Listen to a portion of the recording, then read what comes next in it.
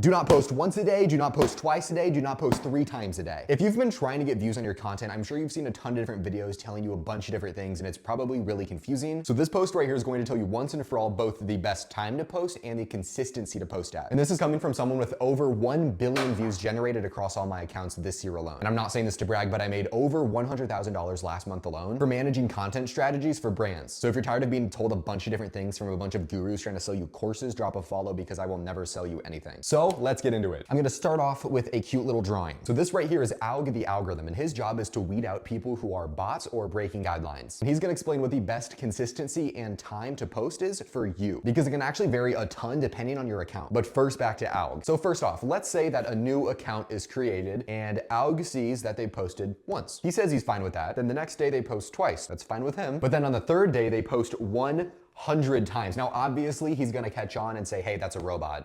We don't want you to do that. But here's where it gets interesting. Let's start over.